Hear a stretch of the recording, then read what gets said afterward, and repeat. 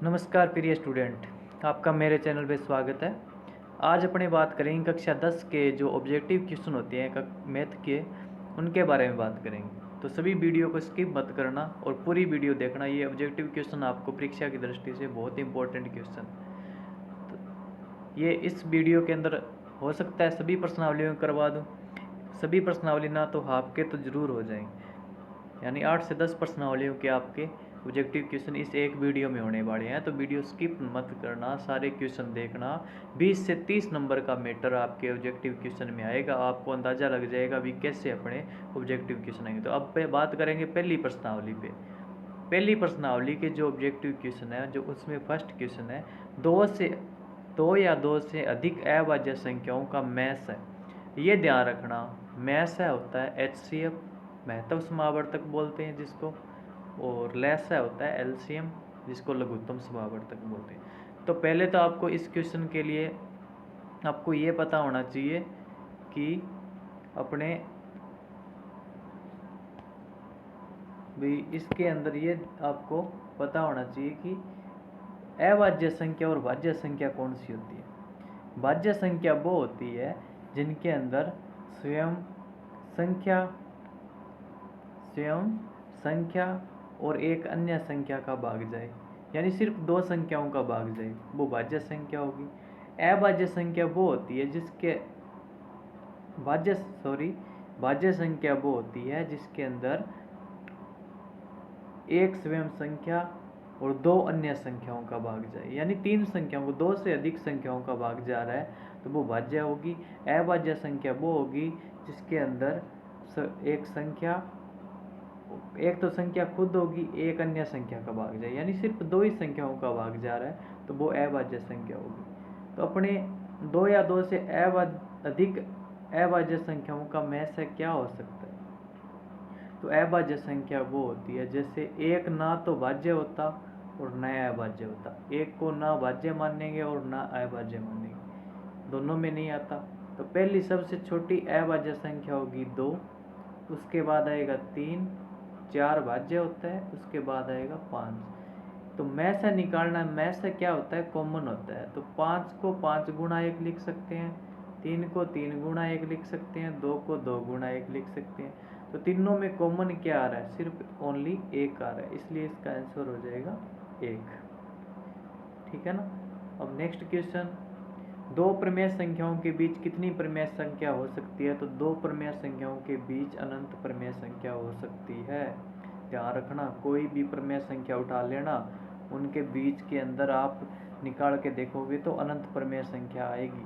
इसके बाद अपने बात करें निम्न में से कौन अभाज्य संख्या। अभाज्य संख्या मैंने बताया था भी सिर्फ दो संख्या का भाग जाना चाहिए। तो ए नंबर के अंदर देखो 4 का जा रहा है, 2 का जा रहा है, 8 का जा रहा है, 2 से ज़्यादा।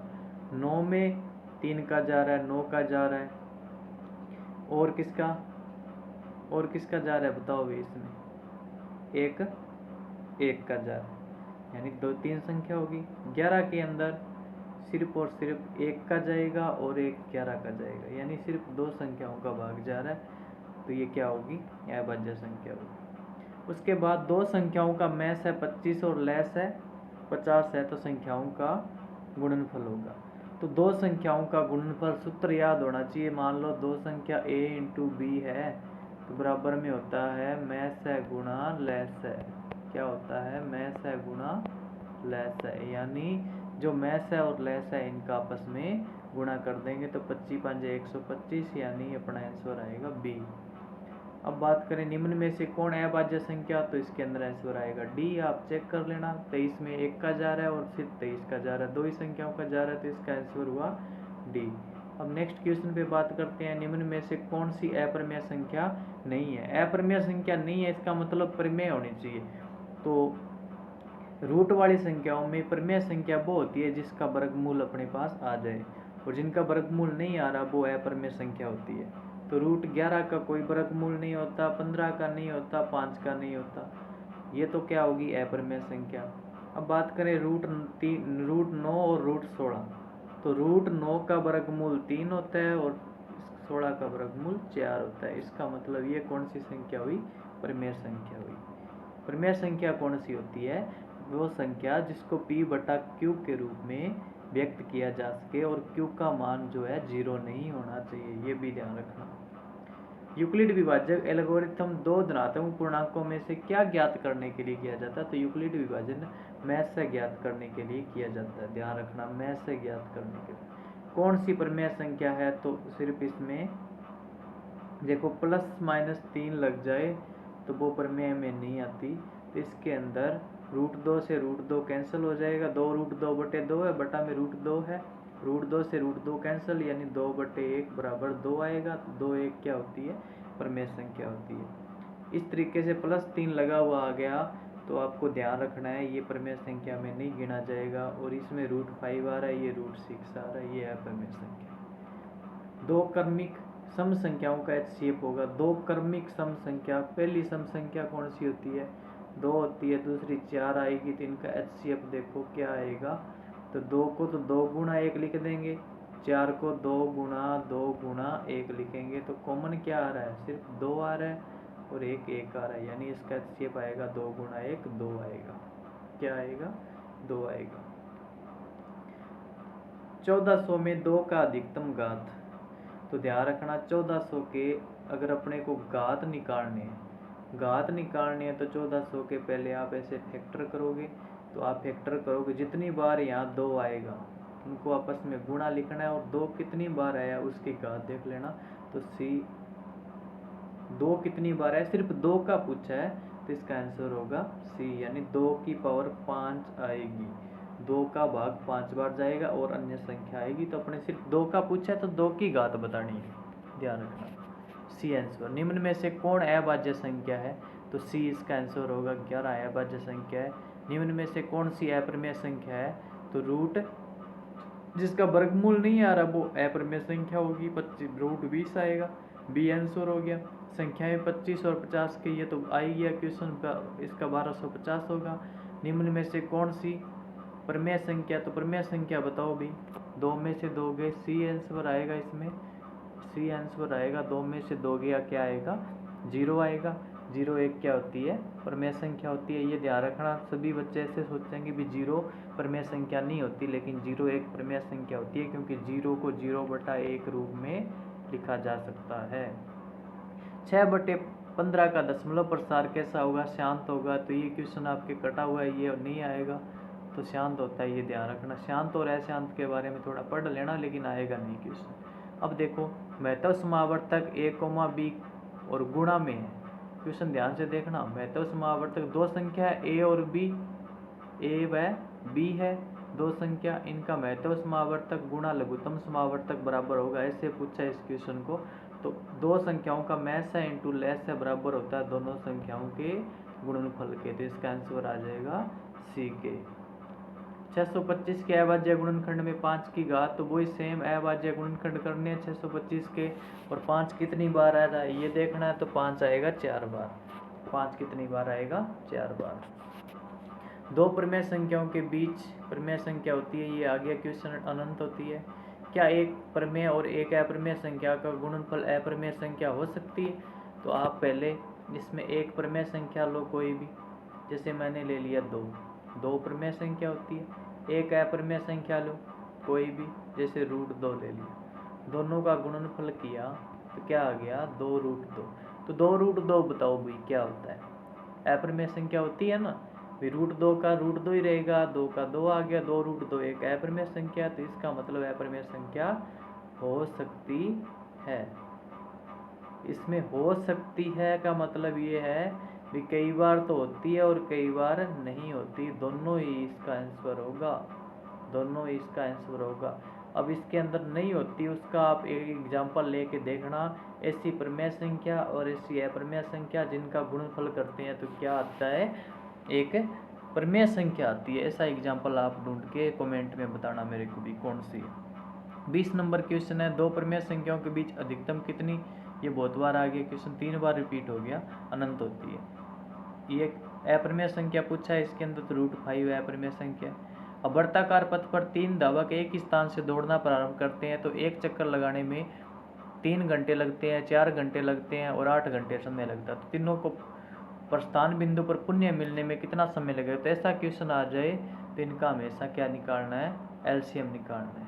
क्या निकालना है, 3, 4 और 8 का एलसीएम निकालना है। तो इनका एलसीएम आएगा अपने पास 24। क्या आएगा, 24, यानी इसका आंसर आएगा 24 घंटे। इसी प्रकार ये आ गया प्रारंभिक बिंदु, इसका भी एलसीएम निकालना है तो इसका आएगा 15 घंटे। ठीक है ना। भी 3 धावक एक स्थान से दौड़ना प्रारंभ करते हैं, एक चक्कर लगाने में एक को 1 घंटा, एक को 3 घंटे, एक को 5 घंटे लगते हैं। तो प्रारंभिक बिंदु पर पुण्य कब मिलेंगे, तो एलसीएम निकालना तीनों का, 1 घंटे, 3 घंटे और 5 घंटे को अपने एलसीएम निकालेंगे तो 15 घंटे आएगा। √2 एक अपरिमेय संख्या है। कौन सी संख्या है, अपरिमेय संख्या। √3 भी एक क्या है, अपरिमेय संख्या। x² - 5x + 4 = 0 में x का मान क्या होगा, तो आप इसके फैक्टर करोगे तो 2x के मान आएंगे, 2x के मान आएंगे। 2 घात है तो 2 मान आएंगे। तो वो एक क्या प्राप्त होता है, अपने को अंक प्राप्त होता है, जिसको बोलते हैं पूर्णांक। क्या बोलते हैं, पूर्णांक बोलते हैं। 3√3 एक अपरिमेय संख्या, क्योंकि √3 आ गया इसमें। अब ये डैश डैश करके दे दी, तो ये बताना है विपरिमेय है कि अपरिमेय। तो डैश डैश करके आ गई ना संख्या, इसका मतलब आगे बहुत ज़्यादा ये जा रही है, तो इनको P/Q के रूप में अपने नहीं लिख सकते। तो ये एक प्रकार की अपरिमेय संख्या है। कौन सी है, अपरिमेय संख्या। π/2 क्या है, π/2 एक परिमेय है या अपरिमेय, अपरिमेय संख्या होती है। जिसमें पाई आ गया, पाई का मान, पाई हमेशा अपरिमेय होती है। तो ये 29 क्वेश्चन प्रश्नावली फर्स्ट में से हैं। अब अपने बात करेंगे दूसरी प्रश्नावली के क्वेश्चन। तो वीडियो आप स्किप मत करना, आपको लगभग जितनी होगी 1-1.5 घंटे के अंदर उतनी प्रश्नावली करवाई जाएगी। तो एक प्रश्नावली लगभग 10 मिनट में कंप्लीट हो रही है, तो 15 प्रश्नावली यानी 1.5 घंटे में अपना सारी प्रश्नावलियाँ कंप्लीट कर सकते हैं। तो अब अपने बात करेंगे दूसरी प्रश्नावली की ओर।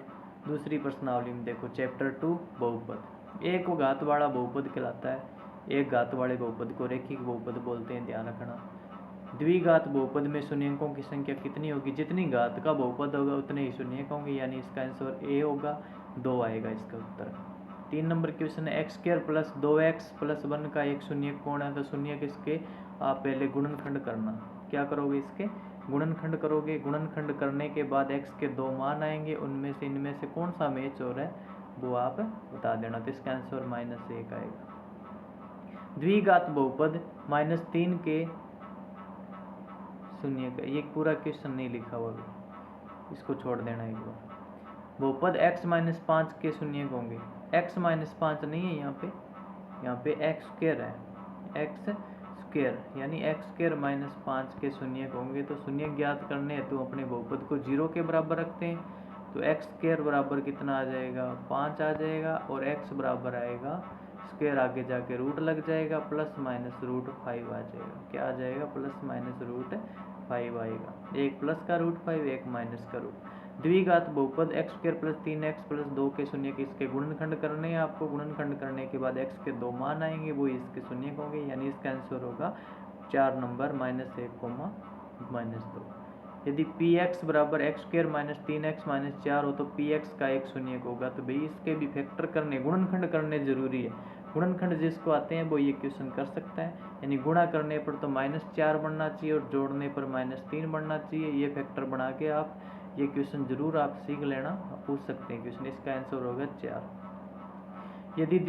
यदि बहुपद px बराबर x² - 2x + 5 के शून्यक a, b है तो a b का मान होगा, यानी इसके शून्यक निकालो। 2 शून्यक निकलेंगे, जो x के मान निकले उनको एक तो a के बराबर मानना है, एक b के बराबर मानना है, और जो शून्यक आएंगे उनका आपस में गुणा कर देना। इसका आंसर आएगा अपने पास 5। क्या आएगा, 5 आएगा। कैसे आएगा, तो ये ध्यान रखना, इसके अंदर √5 आएगा। एक शून्यक √5, दूसरा भी √5 आएगा। √5 को √5 से मल्टीपल करेंगे तो 5 आता है। अब इसके अंदर द्विघात बहुपद 4x² + 4x है, यहाँ पे ध्यान रखना, यहाँ पे x है, r नहीं है, x है, +1 के शून्यकों का योग है, तो दोनों शून्यक निकालना, दोनों का योग करना, -1 उत्तर आएगा। क्वेश्चन आप नोट कर सकते हो कॉपी के अंदर, करना चाहो तो रफ कॉपी में नोट करो इनको, और इनको कर करके देखो, शून्यक यानी इनके फैक्टर कर करके देखो, और जैसे क्वेश्चन बोल रहा है उस तरीके से करके देखो। यदि बहुपद एफ एक्स बराबर x square minus 3x plus 5 के शून्यक ए और बी हो तो 4a प्लस बी, यानी दोनों शून्यक निकाल लेंगे। इनको एक को तो a के बराबर रखना है, एक को b के बराबर रखना है, फिर दोनों शून्यकों को इसमें मान पुट कर देना, उनका 4 से गुणा, उनका योग करके 4 से गुणा करोगे तो इसका आंसर आएगा 12। क्या आएगा? 12। बहुपद यहाँ पे 2x है, 2x है, यहाँ पे ध्यान रखना 2x माइनस x माइनस 1 के शून्यकों का गुणनफल, यानी पहले तो आप इस x को अंदर मल्टीपल करोगे, फिर एक द्विघात समीकरण बन जाएगी, उसके अंदर जोड़ गुणनखंड करने हैं, गुणा करने पर इतना, जोड़ने पर इतना आना चाहिए, तो दो शून्यक आएंगे, उनका गुणा करोगे तो आंसर आएगा -2। यदि बहुपद x square minus ax plus 5 के शून्यकों का योग 7 हो तो a का मान, यानी शून्यकों का योग दे दिया अपने पास, तो शून्यकों के योग का सूत्र होता है अल्फा प्लस बीटा बराबर -b/a। शून्यकों का योग 7 है तो 7 बराबर आएगा -a का मान कितना है? एक्स स्क्वायर के साथ संख्या 1 है तो ये माइनस माइनस क्या हो जाएगा? प्लस, यानी अपने पास आएगा 7 बराबर a/1। 7 को 1 से मल्टीपल करेंगे तो 7 आएगा, इसका मतलब a का मान कितना आएगा? 7 आएगा। द्विघात बहुपद qx बराबर x square minus x plus 4 के शून्यक a और b, या a और b है तो a प्लस b का दोनों शून्यक निकालो, दोनों को जोड़ देना। शून्यक निकालना वही तरीका है, अगर आपको गुणनखंड विधि नहीं दिया है तो आप श्रीधराचार्य विधि भी लगा सकते हो। श्रीधराचार्य विधि होती है x बराबर -b plus minus root b square minus 4ac/2a। उसके अंदर a b c के मान पुट करने हैं और दोनों शून्यक आ जाएंगे, दोनों को जोड़ना है, जोड़ेंगे तो एक उत्तर आएगा। द्विघात बहुपद का संगत आलेख x को अधिकतम कितने बिंदुओं पर काटता है? तो द्विघात बहुपद का आलेख है तो वो 2 बिंदुओं पर काटेगा। तो ये क्वेश्चन थे 14 क्वेश्चन। इसके अलावा और इम्पोर्टेंट क्वेश्चन होंगे तो नेक्स्ट वीडियो और आएगी इस प्रश्नावली से संबंधित। अब अपनी बात करेंगे तीसरी प्रश्नावली की ओर।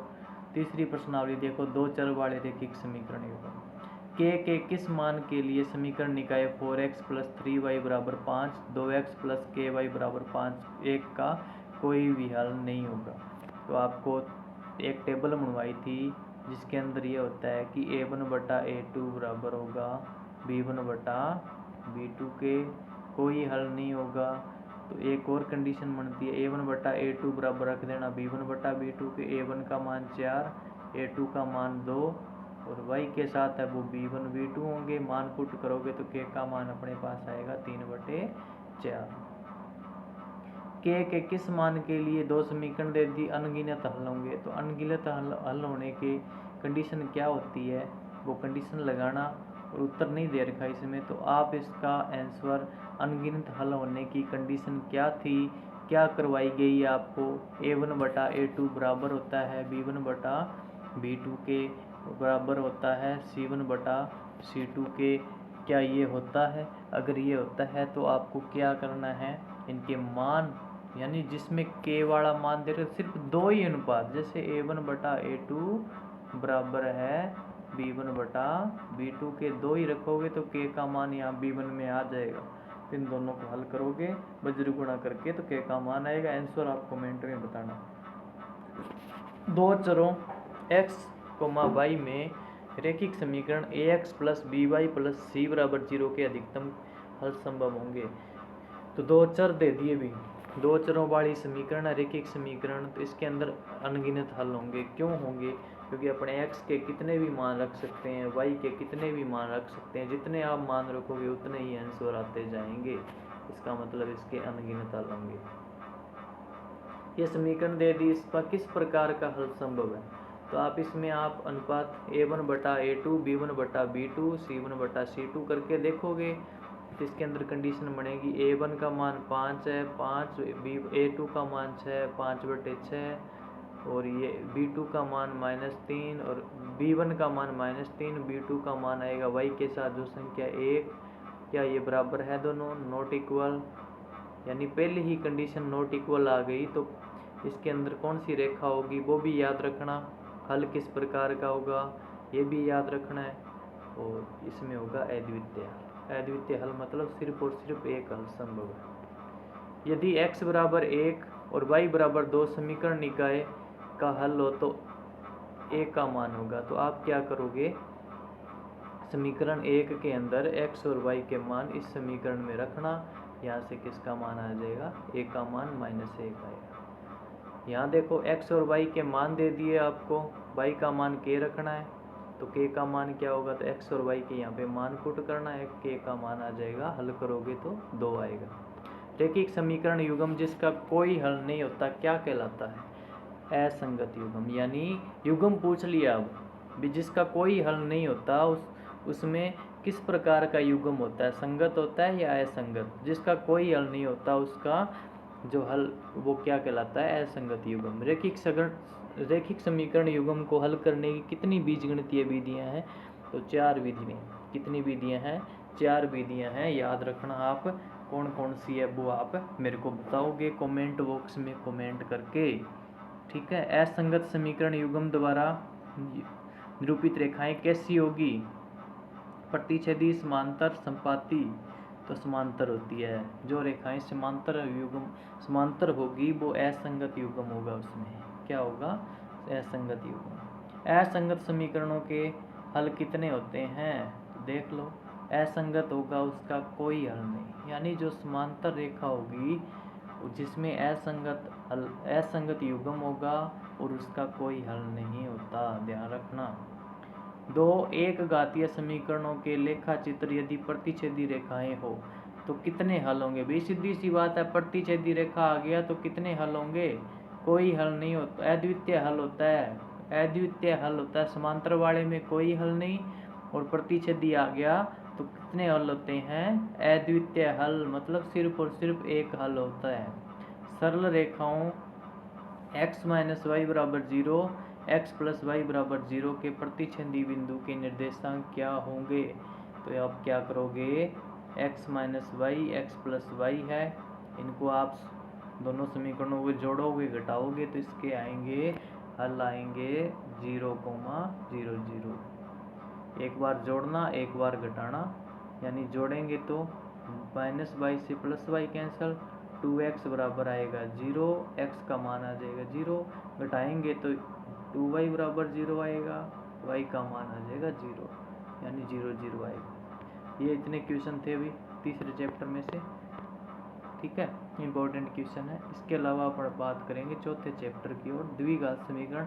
इसके अंदर से MCQ आने वाला नहीं है, तो 5वां चैप्टर से बात करेंगे। चौथे से कोई भी एक नंबर का क्वेश्चन नहीं आएगा, चौथे चैप्टर से सिर्फ और सिर्फ 4 नंबर का आएगा, तो वो ऑब्जेक्टिव क्वेश्चन मैंने नहीं करवा रहा। तो अब अपनी बात करें 5वीं प्रश्नावली की ओर। 5वीं के अंदर बात करेंगे तो समांतर रेखा 6 3 0 - 3 का सारावंतर क्या होता है। तो सारावंतर भी क्या होता है, D बराबर A2 - A1। D बराबर क्या होता है, A2 - A1, यानी A2 का मान यहाँ पे 3 है और A1 का मान 6 है, तो 3 - 6 करेंगे तो क्या आएगा, 3 - 6 करेंगे तो माइनस का 6 जो बड़ा है, इसका मतलब माइनस का मान ज़्यादा आएगा, तो आंसर आएगा -3, ठीक है। नेक्स्ट क्वेश्चन सारावंतर, इसका भी पूछा है तो वही सेम तरीका, D बराबर A2 - इसका आंसर भी -3। AP समांतर श्रेणी 10 7, 4 -62 के अंतिम पद से ठीक पहले का पद कौन सा है। अंतिम पद से पहले का पद पूछा है भाई, तो आप देखते जाओ, इनका सारावंतर निकालो कितना है। 7 - 10 करेंगे तो क्या आएगा, -3, यानी इसमें अगर अपने -3 जोड़ देंगे, -3 जोड़ देंगे, अंतिम पद से होता है तो उल्टा होता है, सारावंतर -3 आए तो 3 जोड़ेंगे तो क्या आएगा, -59। अंतिम से पहला ही पूछा, यानी इस पद से पहले वाला 62 से -62 से पहले वाला पूछा तो डायरेक्ट जोड़ देते हैं। अब आगे देखो, निम्नलिखित में से कौन AP में है। AP में कौन सा होता है जिनका सारावंतर सेम आता है, तो ये 3 नंबर जो है ये समांतर श्रेणी में। सारावंतर देखना है, सभी में D के मान निकालते जाओ, D1 D2 D3, अगर D1 बराबर D2 आ रहा है तो अपने क्या कर देंगे, सारावंतर सेम है। जिनमें नहीं आ रहा सेम वो सारावंतर श्रेणी नहीं है। यदि AP का सामान्य पद 3n + 5 है तो सारावंतर होगा। सामान्य पद दे दिया भैया, इसके अंदर सारावंतर कैसे निकालोगे आप, तो 3n की जगह अपने क्या करेंगे, 1 2 3 रखते जाएंगे। जैसे अपने रखेंगे तो प्रथम पद आएगा 3 × 1 + 5, यानी प्रथम पद आएगा 3 एकम 3 और 5 8। दूसरा पद 2 रखेंगे, 3 दूए 6 और 5 11। जैसे 3 रखेंगे, 3 3 9 और 5 14। ठीक है, ये आ गया। अब सारावंतर पूछा है, सारावंतर देखो A2 - A1, यानी 8 11 और 14 अपने पास 8 11 और 14 एक समांतर श्रेणी आ गई। तो A2 - A1 करेंगे, 11 में से 8 गए 3, इसका उत्तर होगा। यदि किसी समांतर श्रेणी का nवां पद an + b है तो इसका पदांतर यानी पदों का अंतर होगा। तो आप भाई इसके अंदर n का मान रखते जाओ, तो क्या आएगा, n का मान रखेंगे तो a + b आएगा पहला, दूसरा पद 2a + b आएगा। आप जैसे ही घटाओगे तो इसका आंसर आएगा a, यानी प्रथम द्वितीय पद निकाल लो, बस बहुत है, सारावंतर निकल जाएगा। एक समांतर श्रेणी में L = 28, यानी अंतिम पद है 28, S यानी योग दे रखा है अपने को 144, कुल पद 9 है, यानी n का मान दे रखा है 9, SN यानी योग दे रखा है 144 और अंतिम पद दे रखा है L = 28। तो A का मान पूछा है, A यानी प्रथम पद पूछा है। प्रथम पद निकालने के लिए क्या करोगे भैया, आपको फॉर्मूला लगाना है, कौन सा, अंतिम पद वाला, SN = n/2 A + L। यहाँ पे आप n का मान 9 रखोगे, L का मान 28 रखोगे, SN की जगह 144 रखोगे।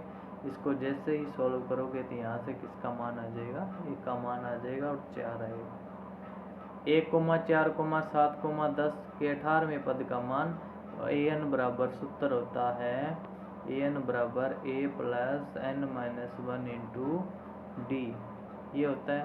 इसके अंदर A का मान 1 है, n का मान यानी 18वां पद पूछा तो n का मान 18 हो जाएगा। d का मान आप A2 - A1 करके निकालोगे तो 4 में से 1 गया 3 आएगा। ये मान पुट करके आप इसका 18वां पद निकालोगे तो आंसर आएगा 52। समांतर श्रेणी का प्रथम पद दे रखा है और पदांतर यानी सारावंतर दे रखा है। पदांतर नाम भी आ सकता है, यानी पदों में अंतर, सारावंतर आ जाए और पदांतर आ जाए, दोनों एक ही बात है। तो nवां पद पूछा है भाई, nवां पद पूछा है तो इसका आंसर आएगा, nवें पद ज्ञात करने का आपको सूत्र लगाना है, वो सूत्र ही पूछा है। क्या पूछा है, A + n - 1 × d, फॉर्मूला पूछ लिया भाई, सीधी सी बात है। अब देखो -10 -6 -2, ये 34 पदों में 34 में पदों की संख्या है, यानी n का मान पूछा है, n का मान पूछा है। इसमें अंतिम पद दे रखा है अपने को और ये प्रथम पद दे रखा है, तो n का मान कैसे निकालोगे आप, अंतिम पद दे रखा है यानी an का मान दे रखा है इसमें 34, n का मान निकालना है, a का मान -10 है, d का मान आप निकाल लोगे A2 - A1 करके, सूत्र यही लगेगा an = A + n - 1 × d वाला। यहाँ पे इसका मान निकालना है, ये और ये दे रखा है, यानी ये 34 है जो अंतिम पद है। 12 आंसर आएगा सॉल्व करो। 100 1 से लेके 100 संख्याओं का योग होता है, सीधा याद रखना 50-50। अगर 1 से लेके 2 से संख्याओं का योग आ जाए तो यहाँ पे 1 लगा देना, ठीक है ना।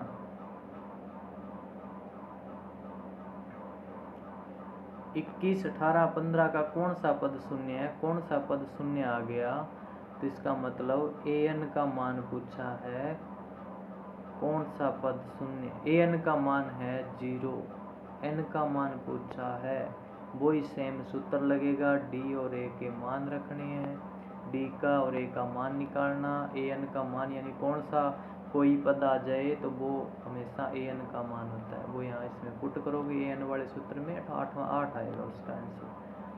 समांतर श्रेणी 4, 9, 14, 19 का कौन सा पद 109 है, तो कौन सा पद आ गया, तो an का मान भाई 109 लगा लेना, सूत्र वही लगेगा ए एन वाला, ए एन बराबर A plus N minus one into D. ये सूत्र लगाओगे, लगाने के बाद एक ए एन का मान 109 रखना है, एन का मान अपने को ज्ञात करना है, तो इसमें आएगा, आप देख सकते हो इसमें आएगा 22। समांतर श्रेणी 10 7 4 का 30वां पद बराबर है, यानी 30वां पद पूछा है भाई, वही ए एन वाला सूत्र लगेगा, ए एन बराबर A plus N minus one into D. ये सूत्र लगाओगे, इसमें एन की जगह 30 रखना है, ए का मान 10 है, डी का मान 7 में से 10 घटेंगे यानी -3 आएगा। जैसे इसको सॉल्व करोगे ए 30 का मान आ जाएगा, वो इसका मान होगा, यानी क्या आएगा ये आप बताना मेरे को। इसका आंसर नहीं बता रहा मैं, ये क्वेश्चन नोट कर लो आप, रफ कॉपी में इसको करके देखो। जितने क्वेश्चन करोगे मैथ में, जितनी प्रैक्टिस करोगे उतने ही क्वेश्चन आएंगे। आपने अगर मैथ की प्रैक्टिस छोड़ दी तो आप क्वेश्चन भूल सकते हो। तो मैथ की प्रैक्टिस जरूरी है, जितने क्वेश्चन निकालोगे उतने कम है। और मैथ ऐसी सब्जेक्ट है जिसके अंदर एक बार अच्छे से क्वेश्चन निकाल लिए गए हैं तो उनको बार बार निकालने की जरूरत भी नहीं पड़ती। आप एग्जाम टाइम के अंदर सीधा आप सिर्फ और सिर्फ ऐसे नोट्स तैयार करो कि जो एग्ज़ाम टाइम के अंदर आपको सिर्फ देखने से ही पता चल जाए भी ये क्वेश्चन कैसे हो। तो आपकी तैयारी अच्छे से परफेक्ट होनी चाहिए ताकि आपको एग्ज़ाम टाइम में कोई दिक्कत ना हो। अब अपने बात करेंगे छठी प्रश्नावली की ओर, त्रिभुज वाली। तो त्रिभुजों के क्षेत्रफलों का अनुपात है भाई, ये क्वेश्चन है तो कटा हुआ, लेकिन देख लेते हैं। दो समरूप त्रिभुज है जिनकी संगत भुजाएं अगर 4:9 के अनुपात में है तो त्रिभुजों के क्षेत्रफलों का अनुपात क्या होगा। तो संगत भुजाओं का अनुपात होता है ना उनका वर्ग, जैसे a/b दो भुजाओं का अनुपात है 4:9 यानी 4/b। जब इनका वर्ग कर देंगे तो वो क्या आएगा, क्षेत्रफलों का अनुपात आ जाएगा, यानी 4 की स्क्वायर 16, 9 की स्क्वायर 81 आ गया 16:81। अगर आपको क्षेत्रफलों का अनुपात दे रखा है, भुजा का पूछ ले तो उनका रूट कर देना भाई। त्रिभुज ABC में AB 6√3 semi, AC 12 semi, BC 6 semi, तो इसमें पूछा है कोण B, तो कोण B पूछा है, B क्या आएगा। तो कोण आप जैसे त्रिभुज बनाओगे इसमें भुजा बना लेना, भुजा बना के इसमें पाइथागोरस प्रमेय लगा के देखना, अगर वो लग रही है तो कोण B हमेशा 90 डिग्री आएगा। सभी तब समबाहु त्रिभुज है, समबाहु मतलब समान भुजा वाले त्रिभुज है, वो सर्वांगसम होंगे क्योंकि जिनकी भुजा समान है, माप समान है, वो सर्वांगसम होता है, और उनका वो समरूप भी होंगे क्योंकि उनका रूप समान है, ठीक है ना। तो सर्वांगसम और समरूप दोनों होने चाहिए। समबाहु त्रिभुज, इसका आंसर समरूप अकेला नहीं आ सकता क्योंकि समान भुजा है, सभी समबाहु त्रिभुज आ गया। तो इसके अंदर अपने पास देखना, इसके अंदर सर्वांगसम और समरूप दोनों होने चाहिए क्योंकि सर्वांगसम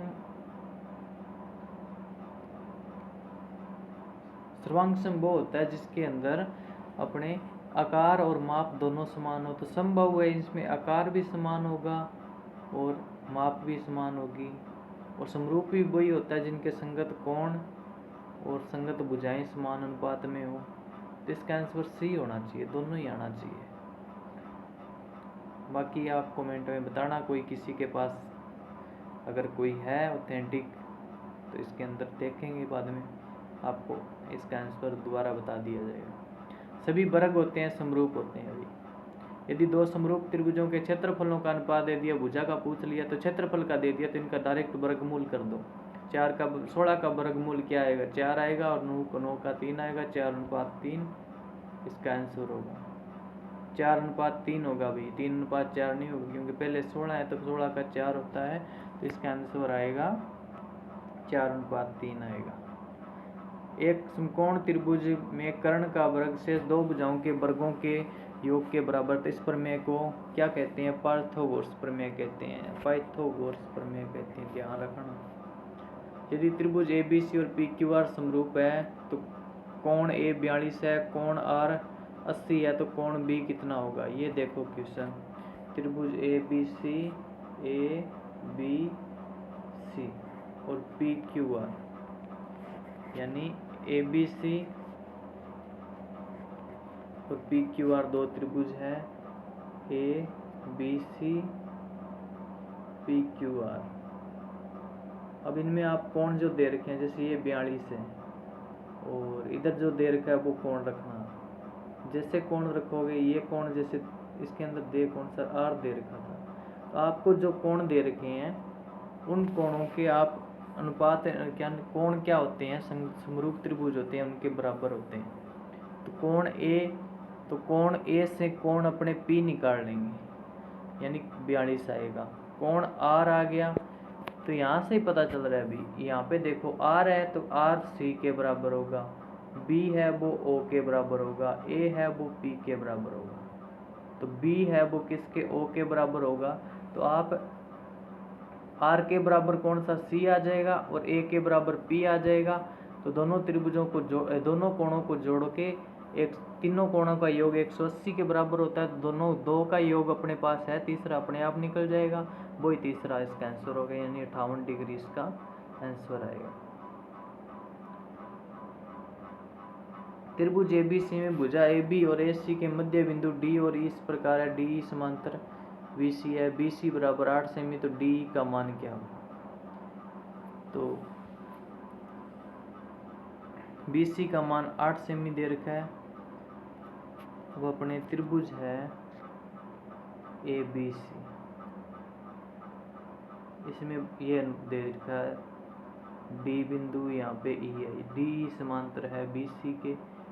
तो BC का मान पूरा है 8 सेमी और DE का मान पूछा है, D से E का मान क्या आएगा।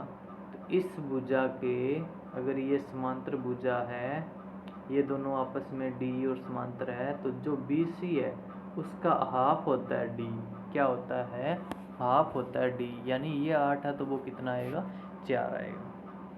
दो खंभे जिनकी ऊंचाइयां 6 और 11 मीटर है, समतल भूमि पर खड़े हैं। यदि खंभों के बीच फुट पॉइंट के बीच की दूरी 12 मीटर है, तो इनके ऊपरी सिरों के बीच की दूरी वो सेम। क्वेश्चन है, खंभे की ऊंचाइयां दे रखी है और खंभों के फुट पॉइंट के बीच की दूरी दे दी, तो इनके ऊपरी सिरों के बीच की दूरी निकालनी है।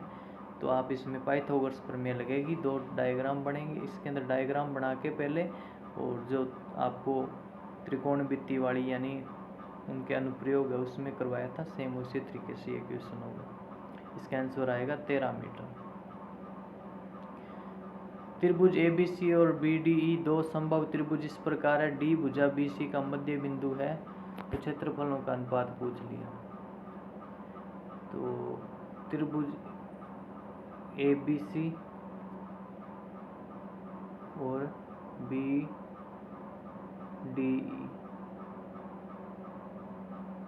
BDE दो संभव त्रिभुज इस प्रकार है। D भुजा BC का मध्य बिंदु है, तो ये भी एक में बनाने हैं, दोनों एक में बनाने हैं। तो BC का मध्य बिंदु D ले लेना और BDE यानी BD और E, BD और E एक अन्य भुजा D भुजा BC का मध्य बिंदु है। तो अपने यहाँ से एक त्रिभुज और ले लेंगे तो यहाँ बनेगा E, BDE और ABC। तो इनका अनुपात हमेशा भुजा का अनुपात होता है, वो होता है 2:1। क्या होता है, 2:1, यानी बड़े वाली त्रिभुज की भुजा वो 2 होगी तो छोटे वाली की 1 होगी। तो क्षेत्रफलों का अनुपात क्या आ जाएगा, बड़े वाला त्रिभुज ABC है तो उसका वर्ग करेंगे तो क्या आएगा, 4 आएगा, और छोटे वाले का 1 है तो 4:1 आ जाएगा। दो संभव त्रिभुजों के क्षेत्रफलों का अनुपात ये है, तो इनकी भुजाओं का अनुपात भी सीधी सी बात है। क्षेत्रफलों का अनुपात दे दिया, भुजाओं का अनुपात पूछा है, तो अपने डायरेक्ट इनका रूट कर देंगे, 3:2 आएगा। समचतुर्भुज के विकिरण 6 सेमी 8 सेमी है, तो प्रत्येक भुजा की लंबाई होगी। तो भुजा की लंबाई पूछी है, समचतुर्भुज के विकिरण दे रखे हैं, विकिरण दे दिए अपने पास। तो समचतुर्भुज के विकिरण का या फिर समचतुर्भुज के क्षेत्रफल का आपको सूत्र याद होना चाहिए, उसमें विकिरण का मान रख देना, आंसर आ जाएगा। और समचतुर्भुज के विकिरण का सूत्र याद, प्लस में उसके क्षेत्रफल का सूत्र याद रखो, वहाँ से भुजा की लंबाई आ जाएगी। यदि किसी त्रिभुज के एक कोण की समद्विभाजक रेखा उसकी एक माध्यिका हो तो वह त्रिभुज कैसा होगा? तो समद्विबाहु त्रिभुज होता है। कौन सा त्रिभुज होता है? किसी त्रिभुज के एक कोण की समद्विभाजक रेखा एक माध्यिका हो, एक त्रिभुज बना लेना, उसके कोण किसी भी कोण की, जैसे ABC त्रिभुज है उसमें किसी भी कोण की एक रेखा खींचेंगे तो एक माध्यिका होती है, तो वह त्रिभुज हमेशा समद्विबाहु होता है, यानी जिसकी दो भुजाएं बराबर होती हैं। ये क्वेश्चन 14 नंबर पहले आ गया। अब अपनी बात करेंगे 7 नंबर प्रश्नावली की ओर। 7वीं प्रश्नावली के अंदर देखो, बिंदु -8,6 किस, यानी इसके अंदर किस पद के अंदर उपस्थित है, यानी कौन से चतुर्थांश में उपस्थित है, ये पूछा है। 4 चतुर्थांश होते हैं, प्रथम, द्वितीय, तृतीय। -8 ये किसका मान है? पहला ये x का है और ये y का है। -8 मान लो x का मान यहाँ है और प्लस का y ऊपर होता है, तो इसके अंदर ये प्रथम होता है, ये द्वितीय होता है, ये तृतीय होता है, अपने चतुर्थांश ये होता है फोर्थ, तो ये किस में आएगा? द्वितीय में। डायग्राम बनाओ और अपने आप समझा देगा। ये बिंदु 4,-3 किस चतुर्थांश में है? तो 4,-3 यानी y का मान -3 आ गया और ये x का प्लस है, तो ये चौथे चतुर्थांश में आएगा।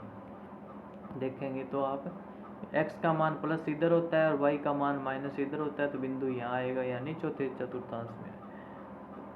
दो अक्षों के प्रतिच्छेदी बिंदु, यानी x और y अक्ष है, आप आपस में एक दूसरे को काट रहे हैं, यहाँ काट रहे हैं, तो ये मूल बिंदु होता है। कौन सा होता है? मूल बिंदु। मूल बिंदु के निर्देशांक होते हैं 0,00।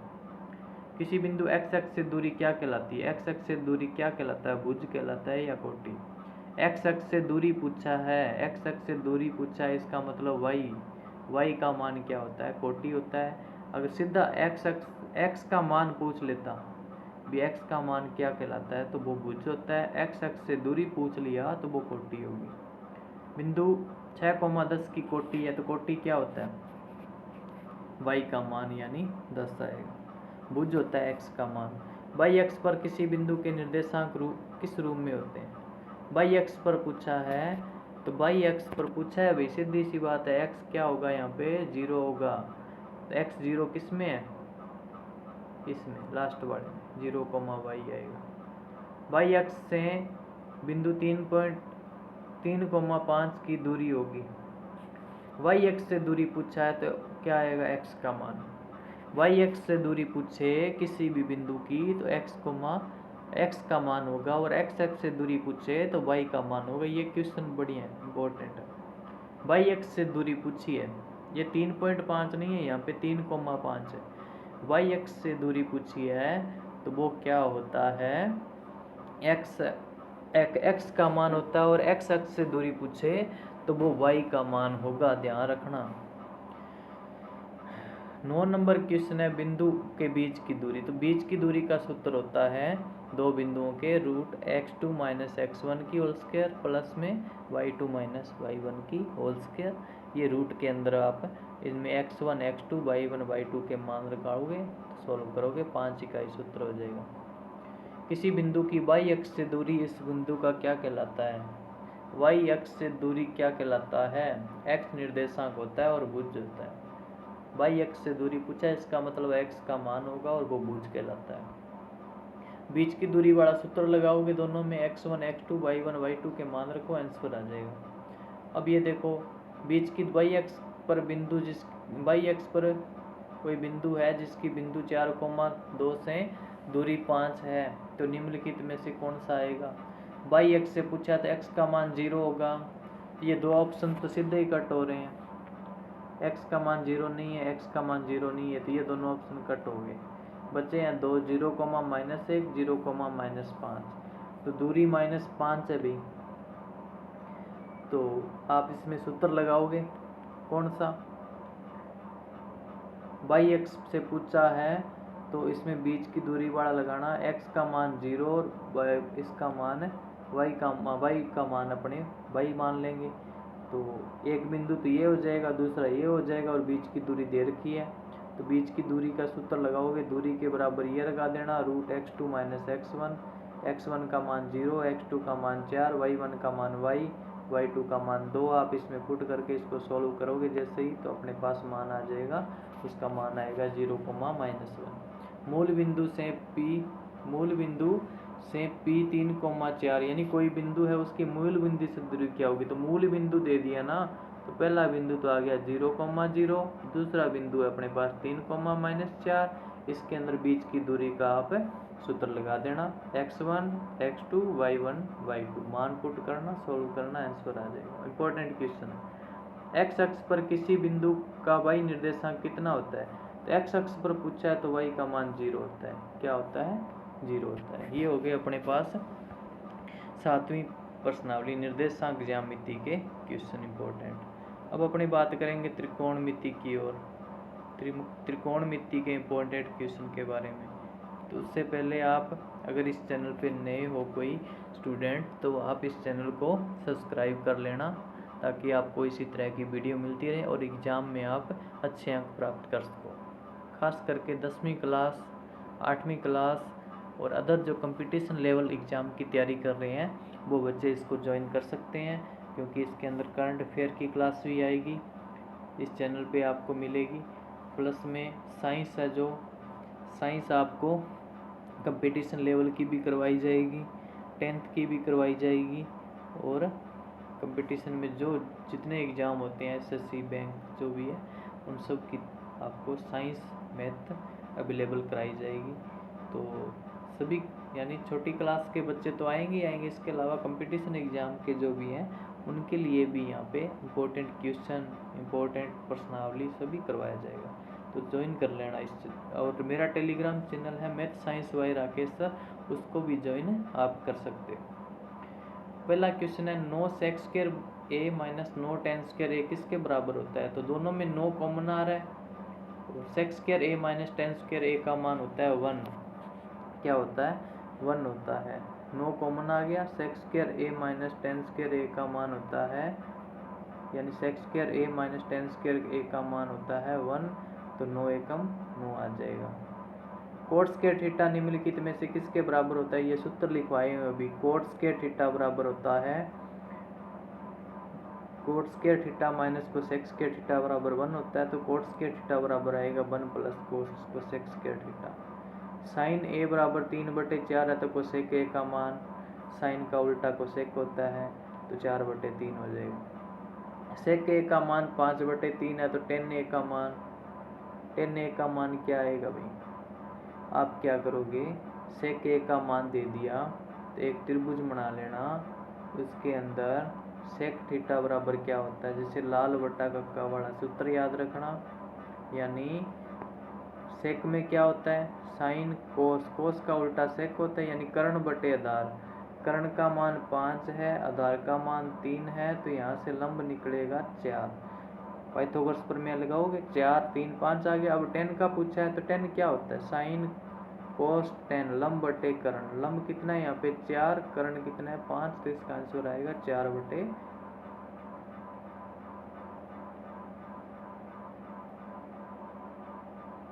tan a पूछा है, 4/5 आना चाहिए इसका आंसर।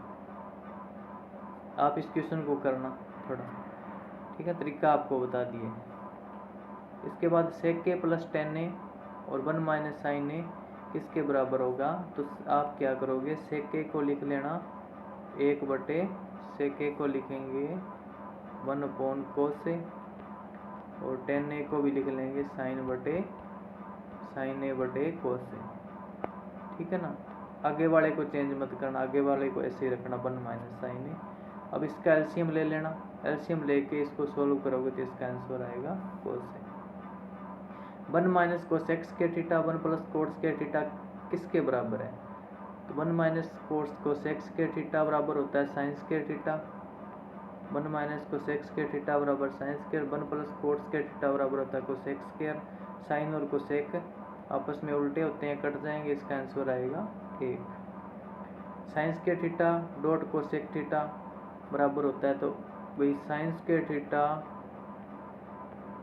डॉट कोसेक थीटा है तो कोसेक को लिख सकते हैं 1/sin थीटा। तो साइन से साइन कैंसल, एक साइन बचेगा, क्या बचेगा, एक साइन बचेगा, sine theta answer. Sine square 90 डिग्री, टेन स्क्वायर 45, साइन 90 का मान क्या होता है, एक होता है, स्क्वायर करेंगे एक का एक आएगा, टेन 45 का मान एक होता है, स्क्वायर करेंगे एक आएगा, एक में से एक गया 0, इसका आंसर 0 आना चाहिए भाई, 0 है इसका आंसर, क्योंकि टेन 45 का मान अपने पास एक होता है तो एक की स्क्वायर एक, साइन 90 का मान एक होता है तो साइन स्क्वायर 90 एक, तो इसका आंसर 0 आएगा भाई, एक नहीं आएगा। साइन 60 किसके बराबर होता है, तो साइन 60 का मान क्या होता है, मेन बात यही है, 0, साइन 60 का मान 0, 1/2, 1/√2, √3/2, √3/2 होता है। इनमें से √3/2 किसका होता है, cos 30 आएगा, cos 30 का मान √3/2 होता है। टेबल याद करनी, टेन थीटा बराबर √3 है तो थीटा का मान, टेन का मान √3 किस पे होता है, 60 डिग्री पे टेन √3 होता है, तो ये टेबल से हो रहे हैं क्वेश्चन। 1/√3 किसके बराबर है, यानी टेबल में मान देखना किसका मान 1/√3 के बराबर है, तो टेन 30 का मान आएगा, किसका मान आएगा, टेन 30। टेन 60 का मान कितना होता है, √3 होता है। निम्नलिखित में से किसका मान सबसे अधिक है, तो मान निकालना, टेन 45 का मान सबसे अधिक है, एक होता है। cos 30 किसके बराबर है, तो cos 30 का मान कितना होता है और वो इनमें से किसके बराबर आ रहा है, तो टेबल से होने वाले क्वेश्चन है। ये थे आपके त्रिकोणमिति से इंपॉर्टेंट क्वेश्चन, ये थोड़े ही करवाए जा रहे हैं। नेक्स्ट वीडियो में आपको एक बार एक वीडियो और मिलेगी, उसके अंदर अच्छे से और क्वेश्चन जो बचे हैं वो भी करवाए जाएंगे। तो आप सभी इस चैनल को सब्सक्राइब कर लेना ताकि आपको ऐसे इंपॉर्टेंट क्वेश्चन मिलते रहेंगे। और ये क्वेश्चन भी परीक्षा की दृष्टि से इम्पोर्टेंट है, इसी टाइप के क्वेश्चन आने वाले हैं, तो सभी इसको जरूर करें। 8वीं प्रश्नावली होगी। अब अपनी बात करेंगे 9वीं चैप्टर की ओर। 9वां चैप्टर है त्रिकोणमिति के कुछ अनुप्रयोग। तो भाई मीनार के फुट पॉइंट से 50 मीटर दूर स्थित मीनार का उन्नयन कोण 60 डिग्री है, तो मीनार की ऊंचाई भी, एक मीनार है, इससे 50 मीटर दूर इस बिंदु पर उन्नयन कोण है 60 डिग्री, मीनार की ऊंचाई ये पूछा है। तो किस किस में आ रहा है संबंध, एक तो लंब है और एक आधार है। लंब और आधार किस में होता है, लाल बटे का याद रखना,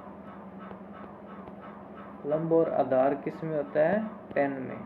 तो टेन का सूत्र लगेगा, टेन थीटा बराबर होता है लंब बटे आधार, यानी टेन 60 का मान कितना होता है, मान रखना, h/50 रखोगे, टेन 60 का मान रखोगे, सोल्व करोगे, h आ जाएगा 50√3। यदि सूर्य का अवनमन कोण 60 डिग्री है तब इसकी 30 मीटर लंबी छाया बनाने में मीनार की ऊंचाई क्या होगी, यानी कोण दे दिया 60 डिग्री और लंबी छाया आधार दे दिया, इसका आंसर क्या होगा कमेंट में आप बताओगे। मैं थोड़ा बता देता हूँ डायग्राम आपको।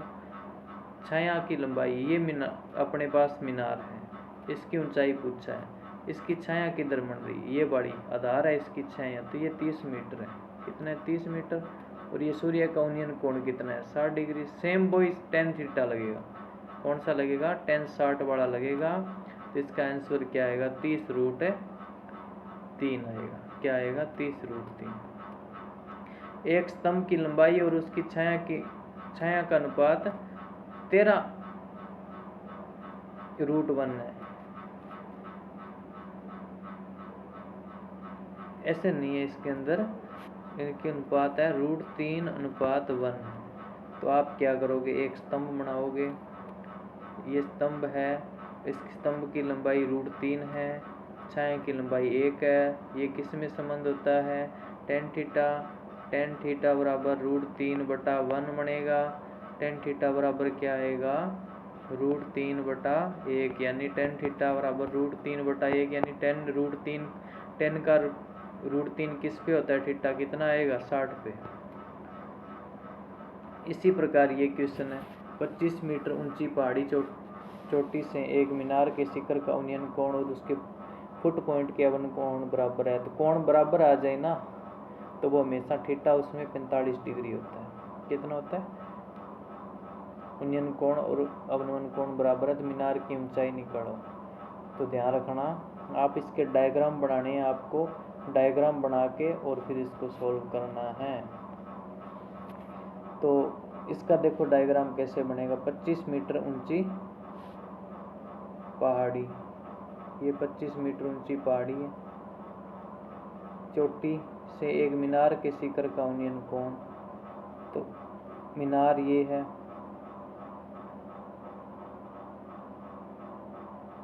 मीनार के शिखर का उन्नयन कोण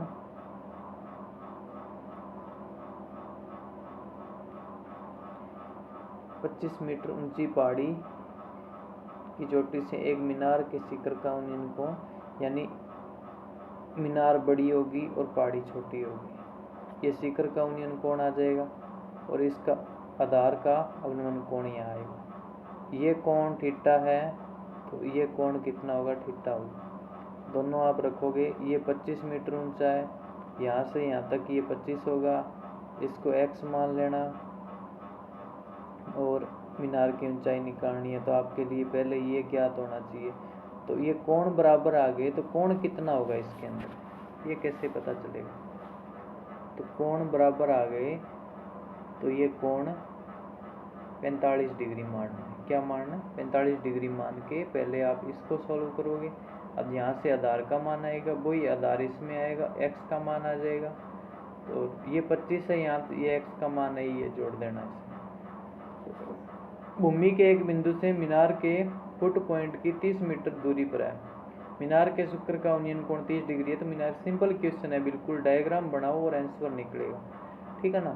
डायग्राम बना के आंसर निकालो। सूर्य का उन्नयन कोण जब किसी सीधे खड़े खंबे की छाया और उसकी ऊंचाई के बराबर है, तो ऊंचाई और खंबे की छाया और ऊंचाई बराबर हो तो हमेशा 45 डिग्री कोण बनता है। 5 मीटर ऊंची मीनार के फुट पॉइंट से 5 मीटर दूर स्थित मीनार की चोटी का उन्नयन कोण है। दोनों को देखो बराबर आ रहे हैं, 5 मीटर, तो कोण बराबर होता है 45 डिग्री में। 45 डिग्री में उन्नयन कोण और अवनमन कोण में क्या संबंध है, दोनों क्या होते हैं, समान होते हैं। उन्नयन कोण और अवनमन कोण दोनों समान होते हैं। यदि एक खंबे की छाया की लंबाई खंबे की लंबाई के √3 गुना हो तो सूर्य का उन्नयन कोण कितना होता है। अब इस क्वेश्चन को देखते हैं करके। एक खंबे की छाया की लंबाई खंबे की लंबाई की √3 गुना है। ये खंबे की लंबाई 1 है तो ये √3 होगा। ये किस में, लंब और आधार किस में होता है, tan थीटा में, यानी tan थीटा वाला सूत्र लगेगा। tan थीटा बराबर लंब बटे आधार यानी 1/√3। 1/√3 किस में होता है, tan में। tan किस में होता है, देखो tan 30 में होगा, tan 30 इसका आंसर होगा। तो ये थे इंपॉर्टेंट क्वेश्चन 9वीं प्रश्नावली में से। तो आज अपने जो है लगभग 1 से लेकर 9 प्रश्नावलियों के कुछ लगभग 10 या 15 क्वेश्चन इंपॉर्टेंट क्वेश्चन कर लिए गए हैं। तो 10 से 15 क्वेश्चन आपको इम्पोर्टेंट मिले हैं। इसके अलावा आपको एक वीडियो और मिलेगी। आपको बार बार कह रहा हूँ वीडियो, आप इस वीडियो को स्किप मत करना। ये क्वेश्चन आप अगर रफ कॉपी में नोट करके अगर करके देखोगे तो आपके लिए एग्ज़ाम में बहुत फ़ायदा होने वाला है। इन प्रश्नावलियों से रिलेटेड अन्य इम्पोर्टेंट क्वेश्चन जो ऑब्जेक्टिव होंगे, यानी 30 नंबर का मैटर सिर्फ और सिर्फ एक नंबर के आने वाले हैं। तो 9 प्रश्नावलियों का आज इस वीडियो में आपको करवा दिया गया है और नेक्स्ट जो बची है वो आपको अगली वीडियो में सारी प्रश्नावलियों के ऑब्जेक्टिव क्वेश्चन करवाए जाएंगे। अगर ये वीडियो अच्छी लगी है तो जो भी 10th क्लास के बच्चे हैं उनको शेयर कर देना, ताकि वो भी इस प्रकार के ऑब्जेक्टिव क्वेश्चन निकालेंगे तो उनको एग्ज़ाम की तैयारी में फ़ायदा मिलेगा और अच्छे नंबर लेके आएंगे। तो इन 9 प्रश्नावलियों के अदर क्वेश्चन हैं, उनके लिए आपको अलग से एक वीडियो और प्रोवाइड कराई जाएगी जिसके अंदर लगभग 20 क्वेश्चन इंपॉर्टेंट, और इन क्वेश्चनों से बाहर नहीं, इनसे संख्या चेंज हो सकती है और ऐसे क्वेश्चन ही आपको एग्ज़ाम में मिलेंगे। कोई ज़्यादा टफ नहीं आएगा। तो आपको क्या करना है, आपको इन क्वेश्चनों को वीडियो स्किप मत करना। स्किप करोगे तो समझ नहीं आएगा। आपको सारे क्वेश्चन ध्यान से देखने हैं और इन क्वेश्चनों में जो क्वेश्चन आपको लग रहा है अभी नहीं हो रहा तो उस क्वेश्चन को नोट करो, नोट करके और वो या तो मुझे कमेंट कर दो या फिर आप कमेंट कर लेना, मैं आपको उसका आंसर प्रोवाइड करवा दूंगा और सोल्यूशन भी बता दूंगा, ठीक है। और इसके अलावा अगर आप बाहर से हो कहीं, तो आप क्या करोगे, अपने स्कूल में जाके टीचर से संपर्क कर सकते हो भी ये क्वेश्चन कैसे होगा। तो आज की वीडियो में इतना ही आपको करवाया जाएगा। तो नेक्स्ट वीडियो में आपको आगे वाली प्रश्नावलियों के क्वेश्चन मिलेंगे, और इनके बाद जो क्लास आएगी एक और ऑब्जेक्टिव क्वेश्चन पे, उसके अंदर भी आपको इसी तरह की ऑब्जेक्टिव क्वेश्चन 1 से 9 प्रश्नावलियों के और 9 के बाद वाले भी आपको मिल जाएंगे। तो सभी को धन्यवाद।